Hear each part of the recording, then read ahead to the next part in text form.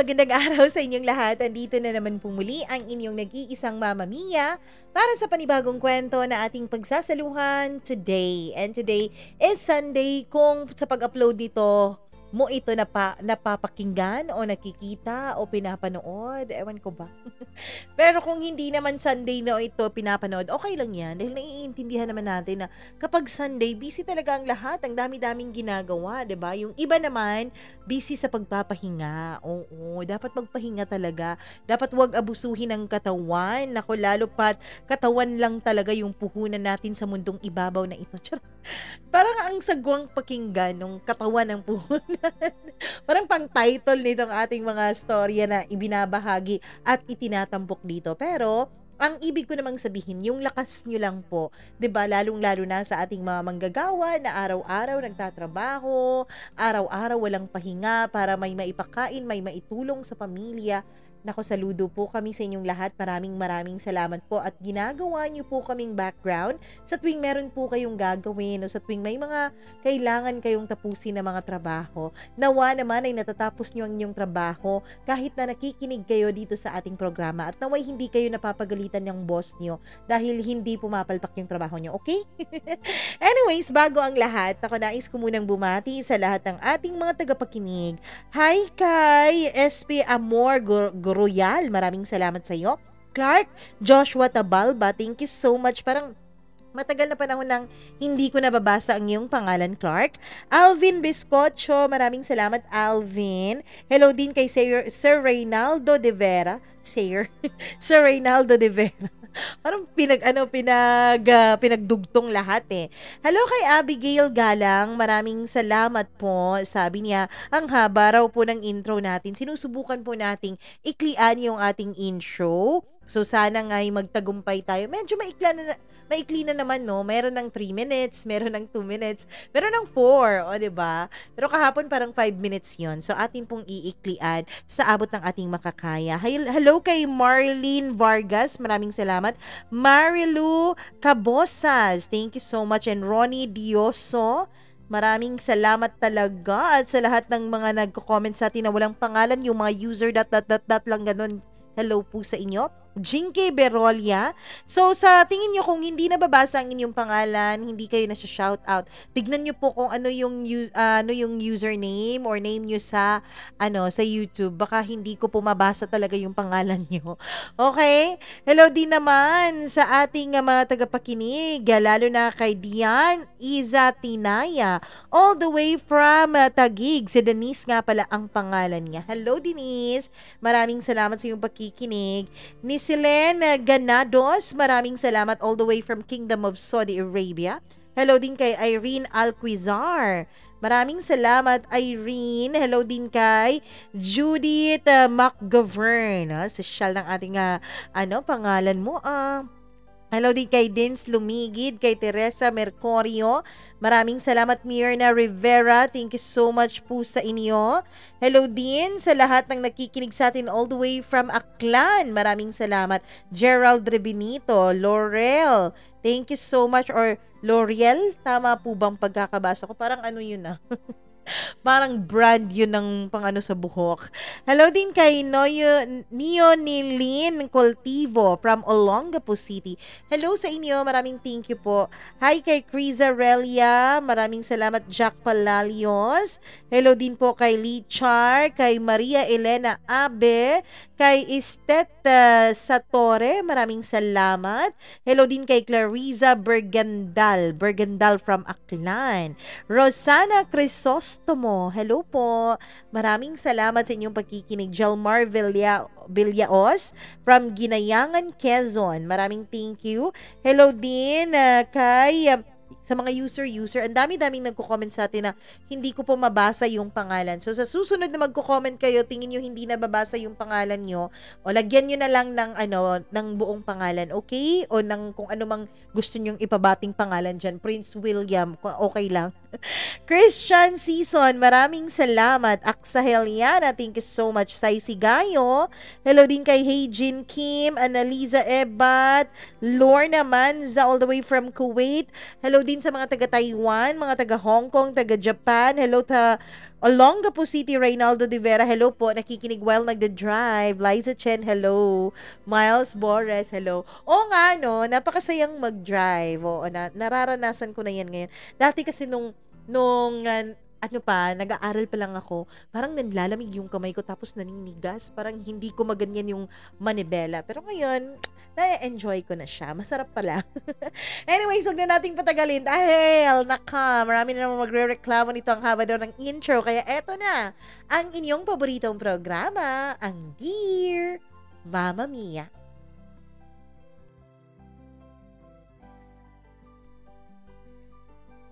Merong mga bagay sa mundo na hindi mo talaga kontrolado. Yung akala mo, magiging maligaya ka na. Sa huli, hindi pa pala. Yung akala mo, kilalang kilala mo na ang ibang tao, pati na rin ang sarili mo. Sa huli ay masosorpresa ka pala. Kasi yung mga taong akala mong hindi ka kayang saktan, yun pa ang mga taong naging dahilan kung bakit ikaw nahihirapan. Dear Mama Mia, good day po sa inyong lahat.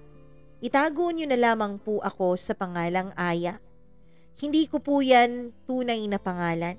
Sadyang itinago ko po ang tunay kong identity dahil halos lahat ng mga kakilala ko ay nakikita ko nang nagko-comment sa inyong mga kwento. Kaya alam kong nakikinig din sila sa inyo.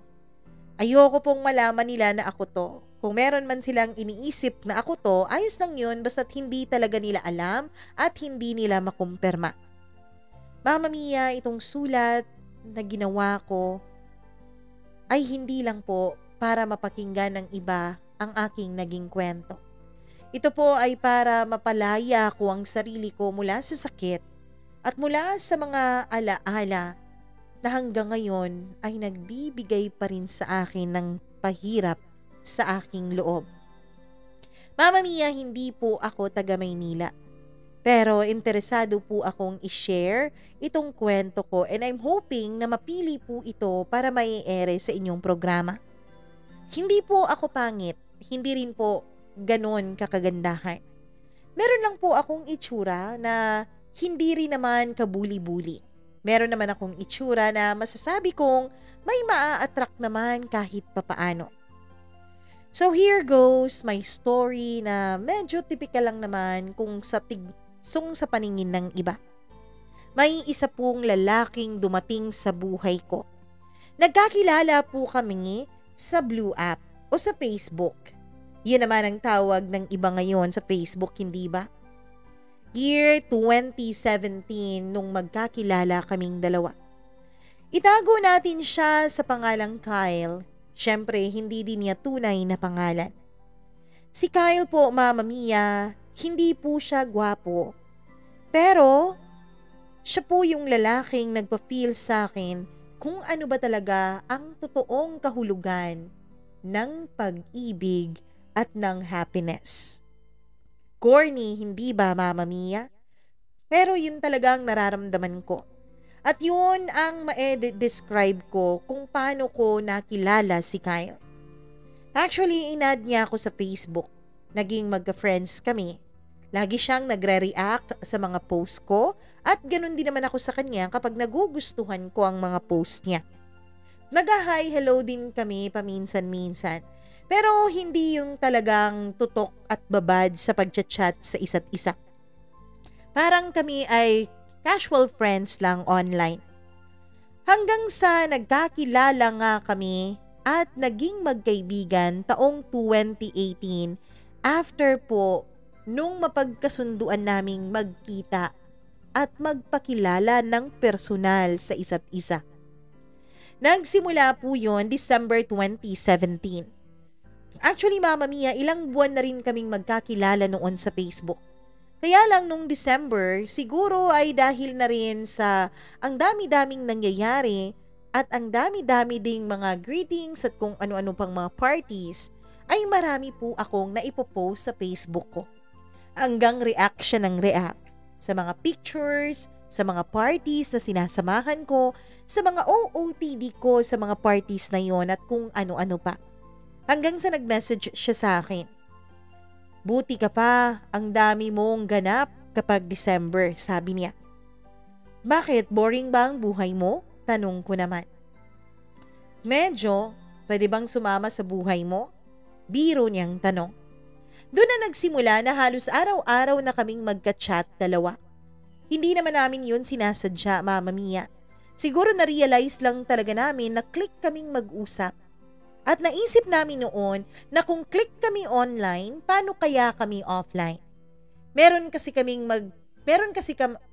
mga magkakaibigan na click lang online pero kapag offline naman at kapag sa personal ay hindi nagpapansinan. Kaya naisip namin na magkita para tignan kung may chemistry rin ba ang pagkakaibigan naming dalawa kahit sa physical na. Kaya naman Mama Mia, February of 2018 nung magkakilala kami ng personal. Naisip kasi namin noon na magkita na. At after nga ng meet and greet namin noon, dun na po nagsimulang lagi na kaming magkasama. Napag-alaman namin na hindi naman talaga ganun kalayo ang lugar namin sa isa't isa. Actually, mga 5 barangay lang ang pagitan ng mga barangay namin. Kaya naman hindi masyadong mahal ang pamasahe kung tutuusin. Kung gustuhin namin na magkita sa city ay pwede naman talaga at yun ang nangyayari. Mama Mia, naging close kaming dalawa. Naging magkaibigan hanggang sa parang naging magka-MU na. Hindi ko alam kung paano nagsimula ang lahat. Basta ba naramdaman at napansin ko na lamang na may mga pangako na siyang sinasabi sa akin. Mga pangako na dapat sinasabi lang niya sa babaeng kanyang iniibig at sa babaeng kanyang karelasyon. Pero, ewan ko kung anong nangyari sa amin. Kung bakit kami umabot sa ganong level ng closeness. Ang dami-dami na niya pong mga pangakong binitawan sa akin. At mga pangako naman na kahit pigilan ko ang sarili ko, hindi ko alam kung bakit ko pinanghahawakan. Hindi ko talaga alam kung bakit naniniwala ako sa mga pangako na yon. Pwede ko namang isipin na biruan lang yon. Kasi hindi din naman ako inosente sa ganong mga bagay. Meron naman po akong mga naging boyfriends noon at meron din namang mga pangakong napako sa akin noon. Kaya naisip ko nga, baliw ba ako? Tanga ba ako? Kung mga boyfriends ko nga na meron commitment sa akin ay hindi talaga napanghawakan at napanindigan ng mga pangako nila. Ito pa kayang lalaking to na wala namang kami, na hindi naman niya ako girlfriend at hindi ko naman siya boyfriend. Pero ewan ko kung bakit naniniwala ako sa bawat salitang namumutawi sa kanyang mga bibig. Sabi niya, ikaw lang ang laman ng puso ko. Sabi niya, hinding-hindi talaga kita iiwanan. Sabi pa niya, lagi lang akong nandito para sa'yo. Kapag kailangan mo, hinding-hindi ako mawawala sa tabi mo. Hinding-hindi kita lalayuan unless sinabi mo. Mama Mia, yung mga pangakong yun ay ang mga dahilan kung bakit kinikilig talaga ako. Kahit na ilang beses nang pagsabihan ng utak ko ang puso ko na huwag maniwala ng basta-basta sa mga pangakong yun, ay hindi ko naman mapigilang makaramdam ng tuwa at saya at kilig kapag naririnig ko na ang mga matatamis na salitang yun mula sa mga labi ni Kyle. Mama Mia, sinabihan na niya pala ako na mahal niya ako. Sinabihan na niya ako na malalim na ang nararamdaman niya para sa akin. Kaya lang, Mama Mia, masakit pala. Masakit palang malaman na kahit mahal ka niya, kahit malalim na ang nararamdaman niya para sa'yo, ay hindi pa rin pwedeng maging kayo. Kasi ang sabi niya, hindi pa raw siya handa para sa isang seryosong relasyon. Ayaw kitang saktan, ayaw kitang mapaluha. Kaya kapag hindi pa ako ready sa seryoso na relationship, hinding-hindi talaga magiging tayo. Sa paraan na yon, maiiwasan kong saktan ang puso mo. Yan ang lagi niyang sinasabi sa akin. Na ewan ko ba kung bakit kahit masakit, ay medyo kinikilig pa rin ako. Iniisip ko pa rin noon na siguro pinoprotektahan lang talaga niya ako. Tanga ba, Mama Mia? Tanga bang isipin na naniwala akong mahal niya ako kahit hindi niya kayang magkaroon ng seryosong commitment sa akin? Ewan ko, tanga nga siguro talaga ako at tanga nga siguro talaga ang puso ko. Kahit masakit, kahit mahirap ang sitwasyon namin, ay tinanggap ko po ang kanyang mga sinabi. Tinanggap ko na hindi pa siya ready sa isang seryosong relasyon. Kaya nagantay ako. Nagantay ako ng tamang panahon. Inantay ko kung kailan siya magiging handa. Kung kailan niya mapapanindigan na magkaroon na kaming dalawa ng formal na usapan at formal na relasyon. Lagi kaming nagkikita kahit na wala namang kami. Lagi kaming magkasama, magkahawak ang mga kamay. Yun bang masayang masaya ako kapag magkasama kaming dalawa? Kahit na hindi naman opisyal na kami talaga. Masaya na ako kapag kasama ko siya. Kapag dinadalhan niya ako ng mga pagkain, kapag tinatrato niya ako na parang girlfriend niya, kapag nag-aalala siya sa akin, kapag nagbabawal siya sa akin, kapag pinagsasabihan niya ako, masaya ako. Masayang masaya ako na kasama siya kahit na wala naman talaga akong label sa buhay niya. Piggyback ride, halik sa noo. Yan ang halos makapagbibigay sa akin ng sobra-sobrang kilig. Grabe talaga yung kilig na halos hindi ko na ma-handle. Yung kilig na hindi ko na mapigilang ngumiti. Yung kilig na hindi ko na mapigilang sumagot sa kaniyang mga halik. Ganon, Mama Mia. Ganon ko siya kamahal. Ganon ko kahandang maghintay sa kanya. Ganon ko kahandang magpakaboba para sa kanya. Pag meron siyang pinagdadaanan, meron siyang mga problema, lagi lang akong nasa tabi niya. Lagi lang akong handang kausapin siya. Lagi lang akong handang saluhin siya. Mama Mia, isa pa po sa nakadagdag sa akin ng pag-asa ay dahil nakapunta na po ako sa bahay nila. Pinapuntanan niya ako doon at masayang masaya ako. Dahil kahit na hindi pa kami magnobyo, kahit na hindi pa kami opisyal, ay napakilala na niya ako sa mga magulang niya. Kahit bilang kaibigan lang. Nakapunta na ako sa bahay nila. Yung mga boyfriends ko kasi dati ay halos hirap pa akong papuntahin sa kanila. Sila lagi ang pumupunta sa akin o di kaya naman ay nakikipagkita lang sa kung saan. Pero si Kyle, iba siya. Kahit na hindi pa niya ako opisyal na girlfriend ay pinakilala na niya ako sa pamilya niya. Ang naisip ko noon ay seryoso talaga siya sa nararamdaman niya sa akin. Sadya nga siguro talagang hindi pa lang siya handa na humawak ng isang relasyon. Mama Mia, kahit na maraming mga kaibigan ko ang nagsasabing hindi naman sapat yun na patunay na mahal ka talaga ng lalaki. Alam mo, Aya, ang tanga-tanga mo rin, no? Akala mo ba dahil pinakilala ka na sa mga magulang, seryoso na siya sa'yo? Bakit anong pakilala ba sa'yo? Di ba, kaibigan lang naman? Hindi naman babaeng minamahal? Kaya wag kang papakatanga, no? Hindi ibig sabihin na pinakilala ka na, paninindigan ka na hanggang sa huli. Yan ang sabi nila. Kahit na alam kong may punto naman ang mga sinasabi ng kaibigan ko, ay hindi po ako nagpadala. Hindi po ako nagpatinag. Kahit na sinasabi ng karamihan na paasa lang talaga si Kyle. Namanhid talaga ito. Napasakit lang ang dala nito sa buhay ko. At kahit ano pang mga masasakit na mga salita ang sinabi nila ay hinding-hindi ko po yun pinapansin. Ayoko pong masaktan si Kyle. Ayoko pong madaliin siya. Ayoko pong sabihin niya na masyado akong demanding. Kaya nag-antay ako. Kasi nga mahal na mahal ko siya. Nag-antay ako with loyalty and faithfulness, Mama Mia. Kahit na walang kami, hindi na ako lumingon kahit kanino man. Kahit na hindi niya ako niligawan pa, ay hindi na rin ako nagpaligaw sa iba. Oo, naging loyal ako sa pag-aantay ko sa kanya. Loyal ako sa isang taong hindi ko naman talaga karelasyon. Ganun kasi akong magmahal. Handa akong ibigay lahat. Handa akong isurrender lahat ng mga pwede pang mga mangyari sa buhay ko.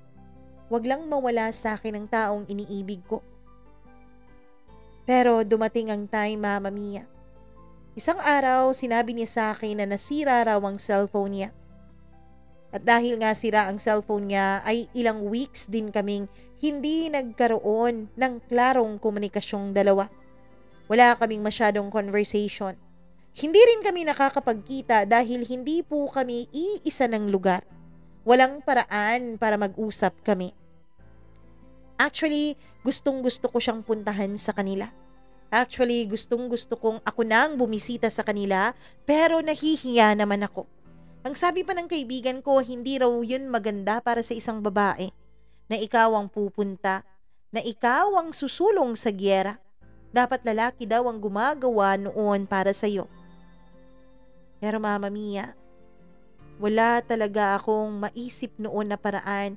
Kaya kahit na may mga pagkakataon na pinipigilan ako ng mga kaibigan ko ay pumupuslit pa rin ako.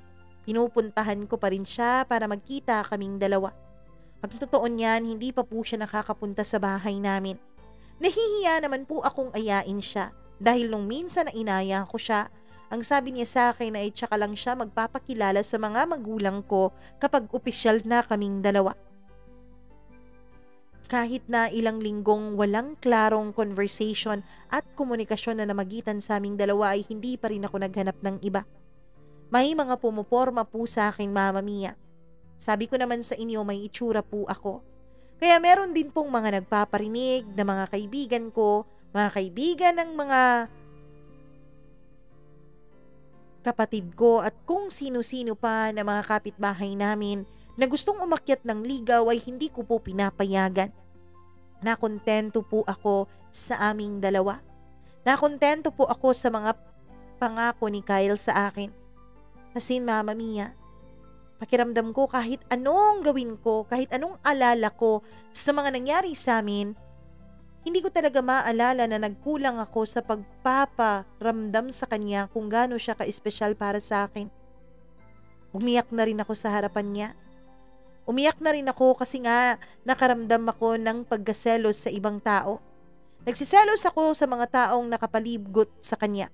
Alam kong wala akong karapatan dahil wala naman kaming relasyong dalawa. Kaya lang hindi ko talaga mapigilang magselos. Hindi ko mapigilang makaramdam ng paninibugho lalo na sa mga babaeng napapalapit sa kanya. Hindi lang po yun isang beses na nangyaring nagselos ako ng bonggang-bongga, kundi maraming beses na. Mama Mia, hindi naman sa binabawalan ko siya.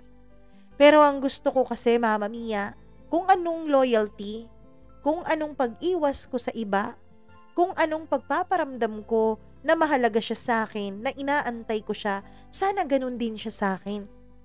Sana loyal din siya. Sana wala din siyang ibang kakausapin.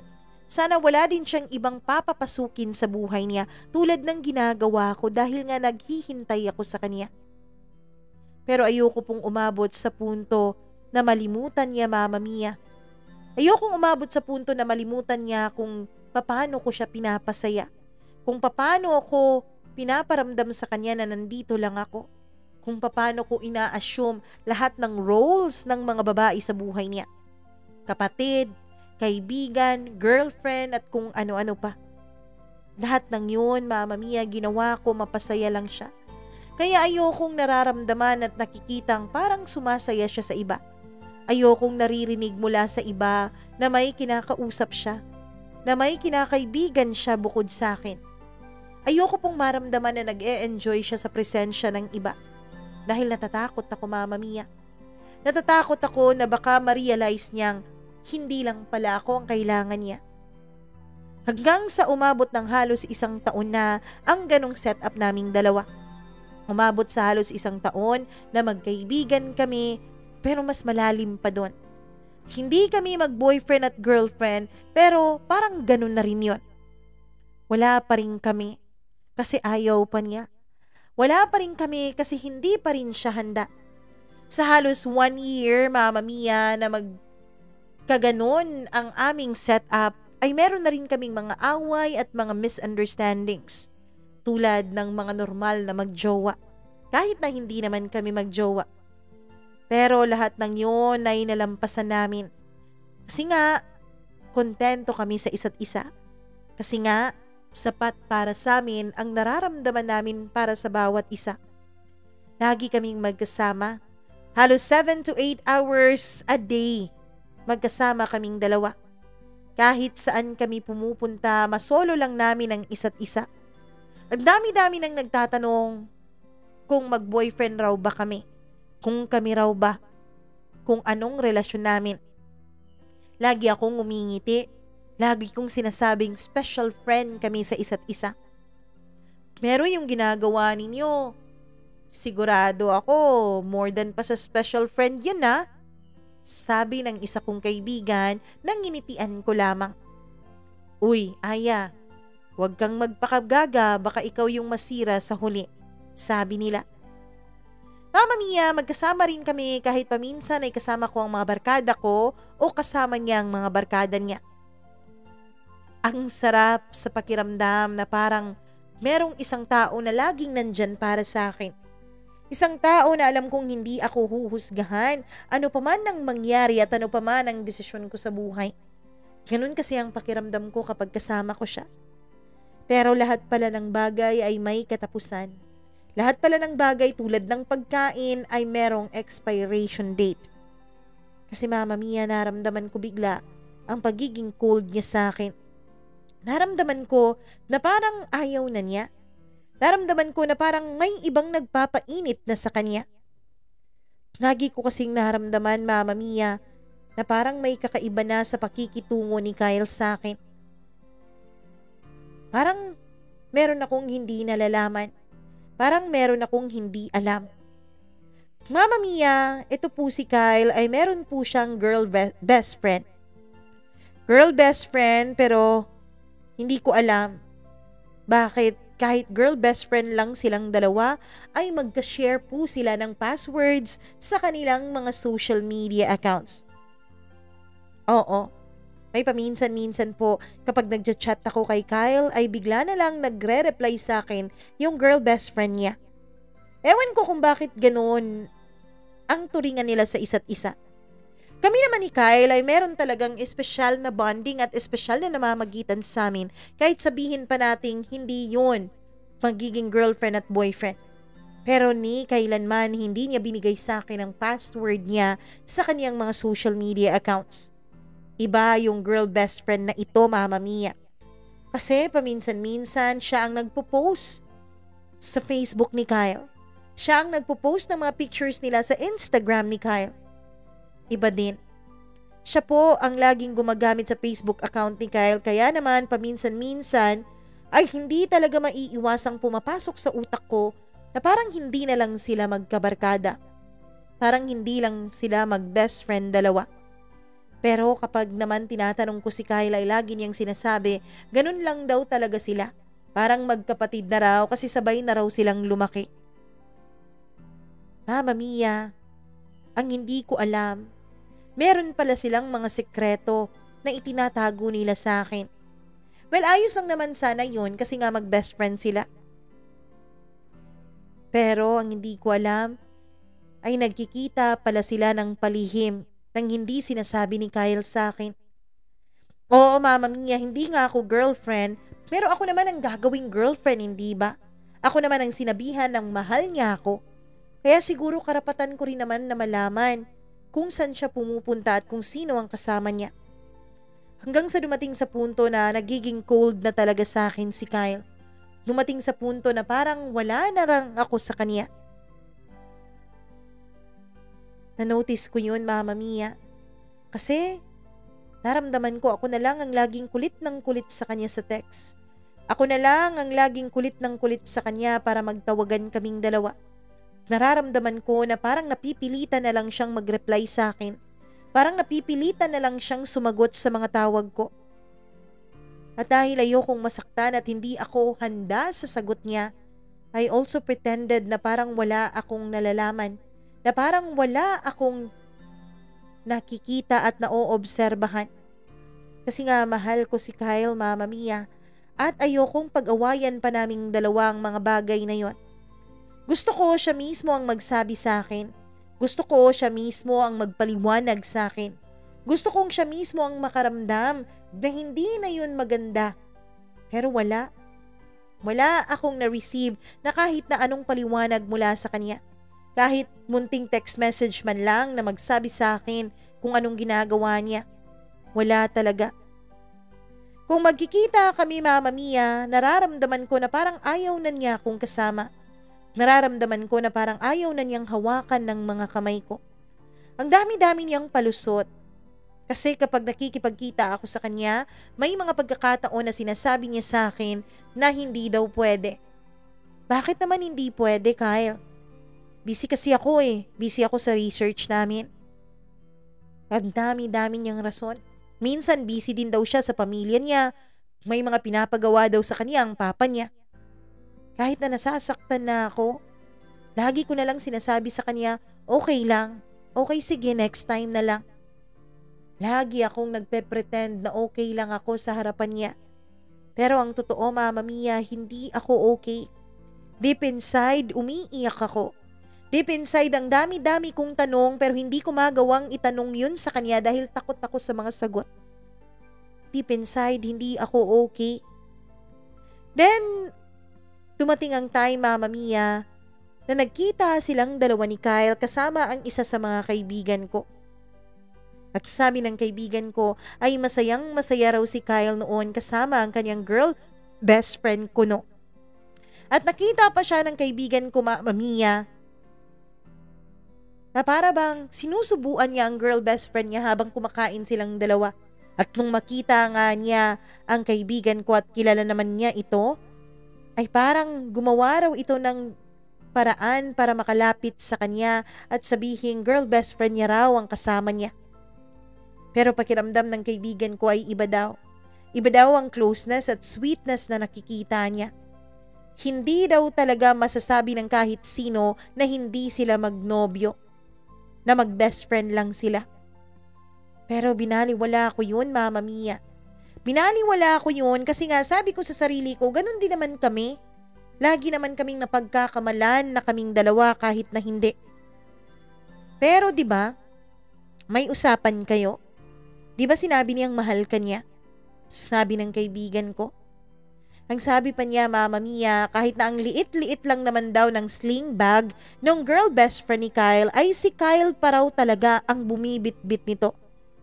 At nung makita nga raw niya, ang kaibigan ko, Mama Mia, ay agad niyang tinanggal sa kanyang kamay ang bag na hawak-hawak niya at binigay yun sa kanyang kaibigan, tsaka siya kunwari nagsi-cellphone. Sinabihan pa ako ng kaibigan ko, Mama Mia, na lahat ng nakita niya ay masasabi niya raw talaga na may relasyon si Kyle at yung kanyang girl best friend ko, no. Halos, Mama Mia, pinagbagsakan ako ng langit at lupa noon. Pakiramdam ko ay ginawa niya akong tanga. Ginawa niya akong laruan. Niloko niya ako. Pinaglaruan. Ginamit. Mama Mia, binigay ko naman sa kanya lahat. Hindi ako nagkulang. Time, effort, pati na mga regalo, pati na sarili ko binigay ko sa kanya. Oo, Mama Mia. Tanga, di ba? Binigay ko ang sarili ko sa isang taong wala pa namang kasiguraduhan na pipiliin ako sa huli. Sa isang tao na walang kasiguraduhan na bibigyan man lang ako ng kahit na konting label bilang girlfriend niya. Binigay ko yun dahil ang sabi niya mahal niya ako. Ang sabi niya paninindigan niya ako. Hindi ako nagkulang sa pagpaparamdam sa kanya kung gaano ko siya kamahal. Kahit nga sarili ko, pagkababae ko binigay ko sa kanya. Noon, Mama Mia, ay hindi na talaga ako nakapagpigil. Tinext ko na siya, Mama Mia. Ano yung nakita ng kaibigan ko? Ano ba talaga kayo ng babaeng yan? Pwede ba wag mo akong gawing tanga? Sunod-sunod kong message sa kanya. Nag-explain naman siya, Mama Mia, at ang sabi niya, nagkasama ang araw daw sila ng kanyang girl best friend. Kasi nga pumunta raw sila sa bahay ng isa sa kanilang mga kabarkada. Wala rin daw kasama ang girl best friend niya noon, kaya naman sila ng dalawa ang nagsama. Wala din daw itong kasamang umuwi, kaya sinabihan daw siya ng mga kaibigan niya at ng mga kabarkada nila na ihatid raw pauwi sa kanila yung girl best friend niya at baka kung mapano daw ito sa daan. Ilang beses na raw kasi itong nabastos ng mga driver sa daan at nung kang sino-sino pang mga tambay. Natatakot daw ang mga iba nilang kaibigan na baka mabastos daw ito ulit kaya pinasama siya. Mama Mia, ang tanga ko. Kasi sinabi ko rin sa kanya noon na okay lang. Sinabi ko sa kanya na sana sa susunod sabihin na lang niya para kapag may makakita sa kanilang dalawa ay hindi ako masyasyak kung may mga iba't ibang uri ng kwento na dumadating sa akin. Sinabi kong okay lang ako. Sinabi kong naiintindihan ko pero ang totoo ang dami-dami kong tanong sa utak ko. Bakit? Bakit ayaw niya na magkasama kami doon? Kilala naman din na ako ng barkada niya eh. Bakit hindi niya ako sinama doon? Di sana dalawa kaming naghatid sa girl best friend niya.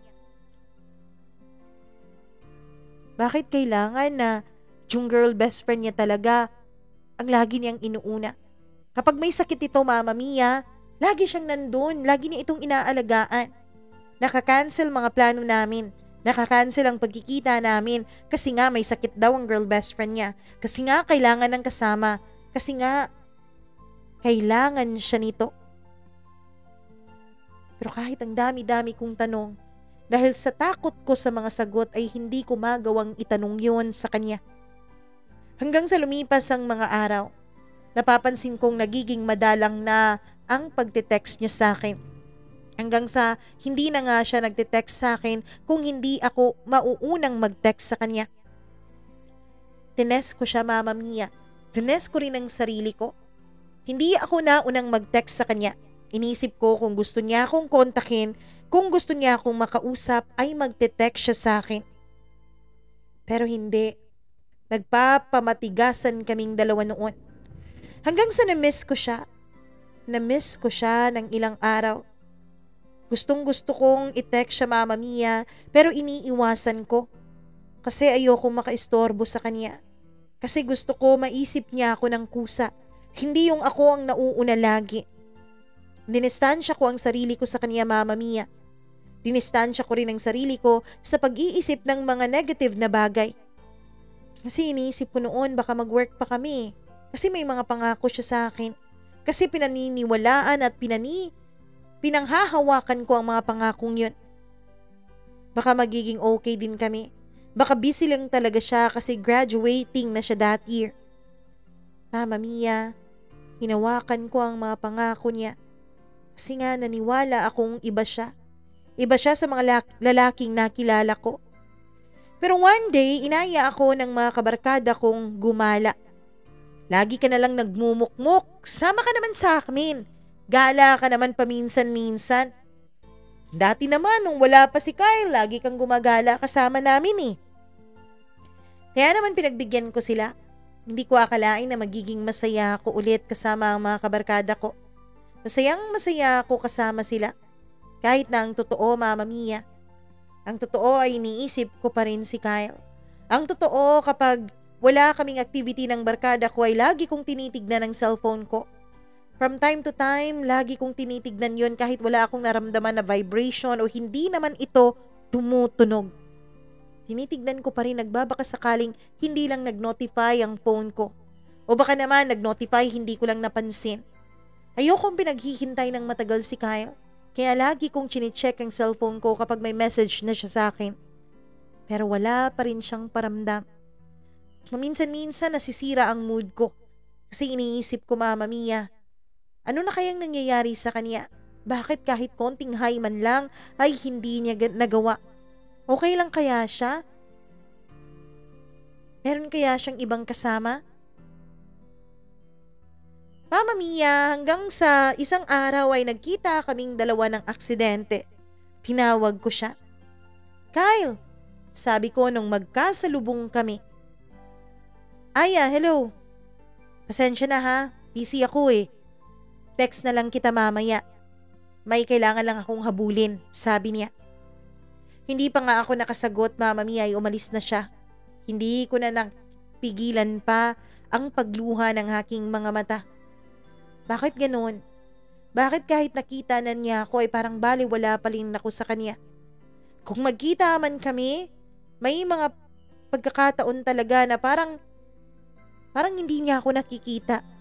Hindi niya ako pinapansin. Kapag nagkakasalubong kami, Mama Mia, ay parang umiiwas siya ng daan. Parang iniiwasan niya talaga ako. Hanggang sa dumating ang isang araw, pauwian na ako noon sa bahay. Sumakay ako kahit na medyo malapit lang ang bahay namin dahil pagod na ako noong maglakad. Ang dami naman kasi naming ginawa nung araw na yun sa school. Mama Mia, malayo pa lang, yung sinasakyan ko ay may nakita na akong isang pares. Masayang masaya silang dalawa. Dikit na dikit sila sa isa't isa. Hindi ko pinansin yun nung una kasi nga bitter ako. Ayokong pinapansin yung mga masasayang mag-boyfriend at girlfriend sa daan. Kasi nga ang lagi kong iniisip, wala naman ganun. Hindi naman laging ganun. Kasi may mga pagkakataon na siya mismo ang iiwas sa'yo, sabi ko sa sarili ko. Kaya lang meron talagang kakaiba dun sa couple na yun kahit malayo pa. Pakiramdam ko ay parang pamilyar sila sa akin. Pakiramdam ko ay parang lalong bumibilis ang tibok ng puso ko. Kaya naman na-shock talaga ako, Mama Mia. Kasi nung palapit na ng palapit yung sinasakyan ko sa couple na yun, ay nakilala ko kung sino yun. Si Kyle, Mama Mia, at ang girl best friend niya. As in, para talagang nag-stop ang buong mundo ko noon. Parang tumigil sa pag-ikot ang mundo ko nung makita ko kung gaano sila ka-sweet dalawa. Parang nag-slow motion ang lahat. Yun bang parang bawat galaw nila, kahit yung mga balahibo sa kanilang mga katawan ay nakikita ko na. Nakita ko mismo, Mama Mia, na hawak-hawak ni Kyle yung bewang ng girl best friend niya. Pagkatapos ay tumatawa sila and they look so happy together. Tumatawa sila at couple na couple talaga silang tignan. At mas lalo pang sumakit ang dibdib ko nung makita kong hinalikan ni Kyle ang ilong ng girl best friend niya. Matangos kasi ang ilong ng babae. Ewan ko kung anong pinag-uusapan nila dahil hindi ko naman naririnig. Masakit na masakit yun para sa akin. Masakit na masakit yun na makikita kong ang lalaking mahal na mahal ko, ang lalaking nangako sa akin na ako lang ang mamahalin niya, ang lalaking pinagkatiwalaan ko ay pinaglalaruan lang pala ako, trinatraidor at niloloko. Behind my back, Mama Mia, ganun palang mga nangyayari. Di ko alam, pero kahit lumagpas na yung sinasakyan ko sa kanila, ay sila pa ring dalawang nakikita ko. Lagi pa ring bumabalik sa isipan ko ang mga nasaksihan ko. Yun palang, hindi kami magkasama ni Kyle, ay sila palang dalawang magkasama. Yun palang iniiwasan ako ni Kyle, ay tumatawa pala siya kasama yung babae no yun. Yun palang, lagi siyang galit at pasinghal na magsabi sa akin kapag nagdedeman ako ng oras sa kanya, ay yung babae pala na yun ang pinagkakaaksayahan na niya ng panahon. For all those time, Mama Mia, na magkasama kaming dalawa, lahat yun treasure ko dito sa dibdib ko dahil mahal na mahal ko siya. For all those time na may mga nanliligaw sa akin, ay hindi ko binibigyan ng pagkakataon yun. Kasi nga, naging loyal ako kay Kyle. Naging loyal ako sa mga pangako niya, sa kanyang mga matatamis na salita, sa kanyang mga sinabi sa akin. Kasi akala ko totoo siya. Akala ko iba siya. Akala ko matino siya. Napakasakit. Ang totoo niyan, para na akong nasa pelikula nung hapon na yun. Kahit na ang dami namin sa loob ng jeep na yun, Mama Mia, ay hindi ko pa rin napigilang maiyak. Hindi ko pa rin napigilang ngumawa. Nakakahiya man at alam kong pinagtitinginan na ako ng ibang tao, pero hindi ko alam kung paano ko pipigilan ang sakit na nararamdaman ko. Parang sasabog ang puso ko, Mama Mia. Parang sasabog ang lahat. Kaya ngumawa na ako. May isang estudyante doon na nag-abot sa akin ng panyo. Isang babae. Kahit na ayaw ko ay inabot ko ang panyo na yun. Nung makababa na ako ay dumiretso na ako ng kwarto. Hindi ko na nga pinansin ang mga magulang ko sa sala. Tinanong pa nila ako kung anong nangyari pero nag-lock na lang ako sa loob ng kwarto at umiyak na lang ako ng umiyak. Posible palang masaktan ng ganun kagrabe kahit wala kayong relasyon. Oo, may mga nakarelasyon naman ako before kay Kyle pero parang mas masakit. Parang mas malalim ang sugat ngayon nang nangyari sa akin. Iyak ako ng iyak. Tinext ko si Kyle at minura ko siya. Lahat ng mga mura doon ay sinabi ko sa kanya. Mama Mia, tumawag sa akin si Kyle. Nung una ay hindi ko sinasagot. Nung una ay hindi ko binibigyan ng pagkakataon na mag-explain siya sa akin. Pero nung mahimasmasan na ako, nung feeling ko ay parang okay na ang pakiramdam ko at bigla siyang tumawag ulit ay sinagot ko yon. Napakawalang hiya mo, Kyle. Bakit di mo na lang sinabi sa akin? Bakit nangako-ngako ka pa sa akin tapos hindi mo naman pala tutuparin? Sorry, Aya. Sorry kung nasaktan kita. Pasensya ka na talaga, hindi ko naman sinasadya. Hindi mo sinasadya? Sinadya mo, Kyle eh. Aya, ilang beses ko na bang pinaramdam sa'yo na ayoko na? Ilang beses na naman na akong umiwas sa'yo pero ikaw tong lapit ng lapit sa akin eh. Ilang beses ko namang pinaramdam sa'yo, diba? Na hindi ko na matutupad yung mga pangakong yun. Kyle, may bibig ka naman. May dila ka naman kaya dapat sinabi mo sa akin. Pinanghawakan ko yung mga pangako mo eh. Ano bang nangyari, Kyle? Hindi mo ba ako minahal? Tanong ko. Minahal kita, Aya. Totoo yon. Pero ang hindi ko alam, mas mahal ko pala siya sa'yo. Mahal pala namin ang isa't isa. Noon akala ko paghanga lang talaga ang nararamdaman ko sa kanya eh. Pero nung makita niya tayo, nung maramdaman niya na nawawala na ako unti-unti sa kanya ay pinurso niya ako. At dun ko naramdaman na mahal ko rin siya. Sorry, Aya. Sana mapatawad mo ko. Sana makahanap ka rin ng taong magmamahal sa'yo. Mama Mia, yun lang ang sinabi niya. Kahit na hindi yun word for word, yun lang talaga ang natatandaan ko bago niya pinutol yung tawag. Ito naman ay iyak lang ng iyak. Hindi ko na matandaan kung ilang oras, ilang gabi at ilang linggo akong umiiyak noon.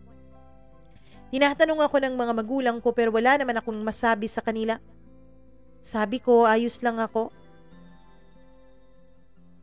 Bawat umagang lumalabas ako ay nakashades ako, Mama Mia, para hindi nila makita na hindi ako okay. Pinipilit kong umiti pero kapag mag-isa na lang ako sa gabi, naiiyak pa rin ako.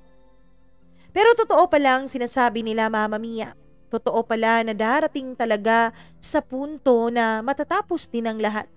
Na mapapagod ka rin. Mapapagod ka rin masaktan at mapapagod ka rin sa kakaiyak. Dadating din ang punto na mararamdaman mo na parang kahit gusto mong umiyak ay wala ng luhang gustong tumulo sa mga mata mo. Naramdaman ko na lang yon isang araw. Ilang buwan matapos akong graduate.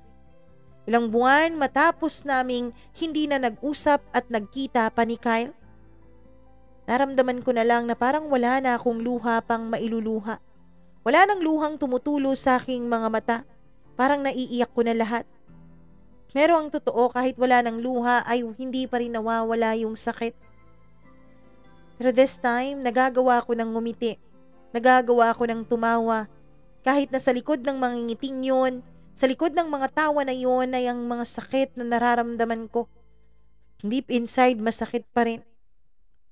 Mama Mia, Bawat umaga na lumalabas ako ng bahay, para akong may suot-suot na maskara. Maskara ng isang babaeng nakangiti. Pero kapag umuwi na ako at mag-isa na lang ako sa loob ng kwarto ko, doon ko tinatanggal ang maskarang yon. Lumipas ang ilang mga taon, Mama Mia. Nabalitaan ko na lang na hindi rin nagkatuluyan si Kyle at ang girl best friend niya. Mama Mia, nabalitaan ko na lang na pinagpalit siya ng babae sa iba. Gustong gusto kong kontakin noon si Kyle pero hindi ko ginawa. Sabi ko sa sarili ko, siguro ito na ang pinakamalaking pagsubok ng Diyos sa akin. Kung kakayanin ko ba na hindi kontakin si Kyle? Kung kakayanin ko bang hindi magparamdam sa kanya? Pero kinaya ko, Mama Mia. Hanggang sa makilala ko nga si Paolo. Katrabaho ko siya, Mama Mia. Lagi niyang sinasabi sa akin na maganda ako, lagi niya akong pinupuri, lagi niya akong sinasamahan. Kahit na iniiwasan ko siya. Hanggang sa niligawan ako ni Paolo. Sinabi ko sa kanya, Mama Mia, na hindi na ako naniniwala sa pag-ibig. Hindi na ako naniniwala sa mga pangako. Hindi ako nangangako. Gagawin at ipapakita ko lang sa'yo araw-araw, Aya, kung gaano kita kamahal. Nung mga panahon na nakilala ko si Paolo ay wala na akong tiwala sa pag-ibig. Nung mga panahon na nakilala ko si Paolo, Mama Mia, ay hindi na ako naniniwalang may isang tao pang magmamahal sa akin. Pero pinatunayan sa akin ni Paolo. Pinatunayan niya sa akin na mahal niya ako. Pinatunayan niya sa akin na hindi lahat ng lalaki ay pare-pareho. Pinatunayan niya sa akin na mahal niya ako at hindi siya hanggang pangako at hanggang salita lamang. Kahit na lagi ko siyang tinataboy, kahit na hindi ko siya hinaharap, kapag bumibisita siya sa bahay namin ay hindi siya napagod. Kahit na lagi kong sinasabi sa kanya na wala siyang aasahan sa akin dahil hindi ko siya mamahalin at hindi na ako magkakaroon pa ng panibagong pag-ibig ay hindi siya sumuko. Halos 2 taon, Mama Mia. Halos 2 taon na niligawan ako ni Paolo. Hanggang sa isang araw naramdaman ko na lamang na unti-unti ay nagbubukas na ang puso ko sa kanya. Isang araw naramdaman ko na lamang na handa na ako. Handa na akong sumugal ulit sa pag-ibig. Wala din namang kasiguraduhan pero handa na ako ngayon. Siguro mature na ako para kung masaktan man ako ay hindi na ganun kalalim. Kung masaktan man ako ay kaya ko nang i-handle at hindi na dapat na may madamay pang ibang tao. Bago pa mag-2nd anniversary ang panliligaw ni Paolo sa akin, ay sinagot ko na siya, Mama Mia. Pagkasagot ko sa kanya ay masayang masaya siya. Agad niya akong pinakilala sa mga magulang niya. Nagpakilala din siya sa mga magulang ko bilang boyfriend ko. Masaya ako kasama si Paolo. Hindi ganun kalalim ang nararamdaman ko sa kanya. Hindi ganun kalalim ang kilig. Hindi ganun kalalim ang pag-ibig. Pero Mama Mia, kahit na ganun, ang pagmamahal na yon, pakiramdam ko ay parang napaka-peaceful. Pakiramdam ko ay hindi ko kayang bantayan si Paolo 24/7. Pakiramdam ko binibigyan niya ako ng kapayapaan sa sarili ko. Kahit hindi ko hinihingi, laging binibigay ni Paolo sa akin ang assurance. Kahit hindi ko hinihingi na sabihin niya sa akin kung anong ginagawa niya, lagi-lagi siyang naka-update. Kahit hindi ako ang dahilan kung bakit ka nasaktan at kung bakit nawasak ang puso mo, gusto kong ako ang magiging dahilan kung bakit ito mabubuo ulit. Alam kong hanggang ngayon ay hindi pa rin lubusang nagtitiwala ang puso mo sa akin. Pero gagawin ko ang lahat para pagkatiwalaan mo ko. Mama Mia, tinupad ni Paolo ang pangako niya. 3 taon ng aming relasyon, naging consistent siya sa akin. Hanggang sa nag-propose na siya sa akin. Ikakasal na kami ni Paolo next year, Mama Mia. Sa ngayon ay masaya na ako. Kaya lang isang bangungot mula sa nakaraan ang nagbabalik. Mama Mia, March lang this year nung muli akong makatanggap ng isang friend request. Nakita kong si Kyle yon. In-unfriend ko nga pala siya at blinak sa lahat ng mga social media accounts ko. Pero simula nung sabi ko sa sarili ko mag-move on na ako ay in-unblock ko na siya pero hindi ko siya in-add friend. Kaya nagulat talaga ako nung March kung bakit bigla na lang akong nakakita ng friend request mula sa kanya. Sinabi ko nun sa sarili ko wala na rin naman akong nararamdaman. Ayos na rin naman ang pakiramdam ko at hindi ko na rin naman siya mahal, kaya siguro pareho na rin naman kaming nag-mature at nag-move on mula sa naging karanasan namin noon sa isa't isa. Kaya inaccept ko ang friend request niya. Pero Mama Mia, malaking pagkakamali pala yun. Kasi nung inaccept ko ang friend request niya, ay agad-agad naman siyang nagmensahe sa akin. Nung una ay paghingi ng tawad. Nung una ay paghingi niya ng paumanhin sa lahat ng mga nagawa niya sa akin. Pagpapaliwanag niya kung bakit nangyari yun. Akala ko pakikipagkaibigan ang nais niya. Kaya naman, sinasagot ko ang mga chat niya. Pero ngayon Mama Mia, kinukulit na ako ni Kyle. At sabi niya handa na raw siyang tuparin ang mga pangako niya sa akin. Ang sabi niya handa na raw siyang mahalin ako. Mama Mia, mahal ko po si Paolo, don't get me wrong on that thing. Pero hindi ko po maiwasang isipin. Ano kayang pakiramdam kung magkakaroon ng katuparan ang isa sa mga pinakamalaki kong pangarap noon, ang maging girlfriend ni Kyle? Ano kayang pakiramdam kung maging kami? Hindi ko maiwasang isipin na si Kyle ang great love ko, Mama Mia. Pero kahit na may nararamdaman pa rin ako sa kanya ay natatakot ako. Natatakot ako na baka maulit muli ang lahat at ayoko ring saktan si Paolo. Hindi ko ngayon maintindihan ang sarili ko, Mama Mia.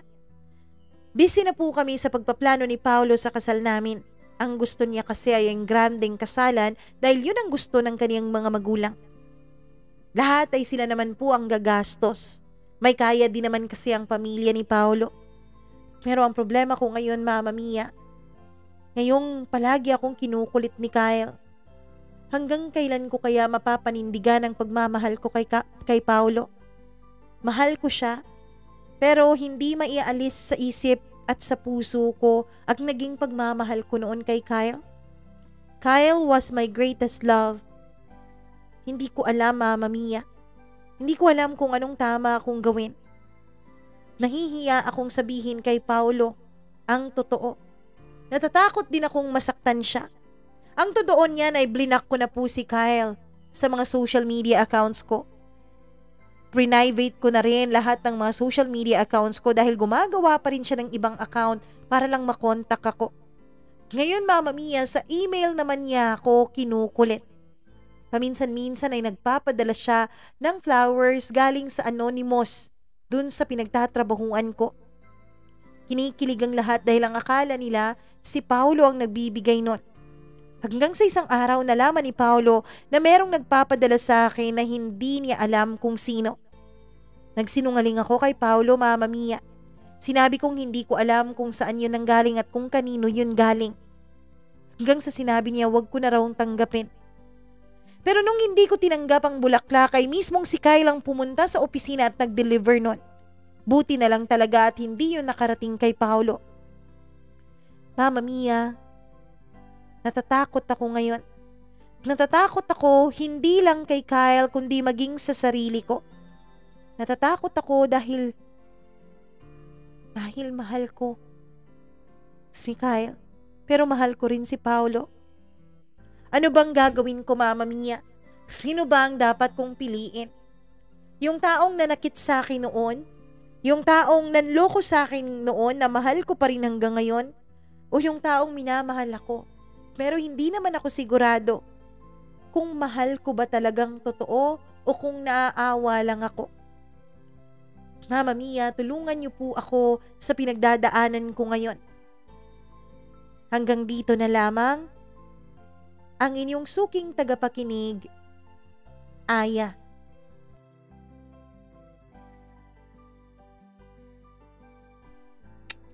Nako Aya, mahirap yung pinagdadaanan mo. Mahirap yung sitwasyon mo ngayon. Unang-una sa lahat, napaka-unfair mo kay Paolo. Kasi hindi mo sinabi sa kanya nakikipag-communicate pa sa'yo si Kyle. Kahit sabihin pa nating kaibigan lang naman, kahit sabihin pa nating akala mo pakikipagkaibigan ang gusto, pero bilang respeto sa ating current na karelasyon, kapag kumontak sa atin, yung mga dating may gusto sa atin, yung mga dati nating karelasyon, lalong-lalo na yung mga dating taong minahal natin, dapat alam yon ng mga current nating karelasyon. Kahit pa nga yung mga taong bago pa lang sa buhay natin na nakikipag-communicate, nakikipag-flirt, dapat alam din yun ng ating mga karelasyon. Hindi po pagiging controlling ang tawag doon, kundi respeto. Respeto sa taong nandyan palagi para sa atin, sa taong nagmamahal sa atin. Baliktarin mo kaya ang sitwasyon, Aya? Ikaw kaya ang nasa sitwasyon ni Paolo? Tapos siya itong nakikipag-communicate pa dun sa tao o dun sa babaeng minahal niya ng lubos dati. Ano kayang mararamdaman mo? Magiging masaya ka kaya? Magagalit ka kaya kapag tinago niya o maiintindihan mo siya? Isipin mo muna yon. Para sa akin, ang pinakamagandang payong maipapayo ko sa iyo, Aya, ay sabihin mo kay Paolo ang totoo. Maging tapat ka sa kanya. Alam mo ang pakiramdam ng niloloko. Alam mo ang pakiramdam ng trinaydor. At hindi tinupad ang pangako. Alam mo ang pakiramdam. Diba, nasaktan ka nga noon kahit na wala kayong relasyon ni Kyle. Nasaktan ka nung nalaman mong sila pala ng girl best friend niya. Paano pa kaya ang mararamdaman ni Paolo ngayon? Na alam niyang fiancé ka niya eh. Alam niyang sa kanya ka dapat. Pero may iba ka palang minamahal. May iba palang laman ng puso mo. The truth will set you free. Magiging magaan ang pakiramdam mo kahit magiging magulo ang sitwasyon kapag inamin mo kay Paolo ang totoo. At kung ano man ang magiging desisyon ninyong dalawa ni Paolo, pag-usapan nyo. Mature naman na kayo. Kaya dapat tanggapin nyo kung ano man ang magiging desisyon ng bawat isa.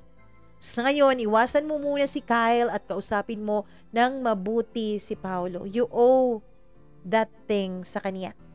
Kausapin mo siyang mabuti at wag mo siyang basta-basta na lang iwanan si Eric. Wag mong hayaang plinano na niya lahat, maganda na, planchado na lahat, tapos tsaka ka palang aayaw, tsaka ka palang aatras, tsaka ka palang magwo-walk out. Sa ngayon, isipin mo ang mararamdaman niya. Mabuti siyang tao kaya hindi niya deserve ang lokohin ng ganito. Kausapin mo siyang mabuti. Kasi kahit na wala namang kayo ni Kyle, kahit na iniiwasan mo siya, niloloko mo pa rin si Paolo dahil alam mo sa sarili mo kung ano yung totoo. Maraming salamat, Aya, sa pagbibigay mo ng pahintulot na basahin natin at i-share itong kwento mo dito sa ating programa. Kung ikaw na nakikinig ngayon, kung may sarili kang kwento, please wag kang mag-hesitate, wag kang mahihiyang mag-share sa atin. Mag-email lamang po, mamamiacdo0317@gmail.com. Huwag mo rin kalimutan na i-like at i-share ang video na to. Pagkatapos ay i-subscribe ang ating channel at i-click ang notification bell para lagi kang updated sa tuwing may bago tayong video na i-upload o ina-upload dito sa ating channel. Maraming salamat po sa inyong lahat. Ako po ang nag-iisa ninyong Mama Mia. Magandang araw po at maligayang araw ng linggo.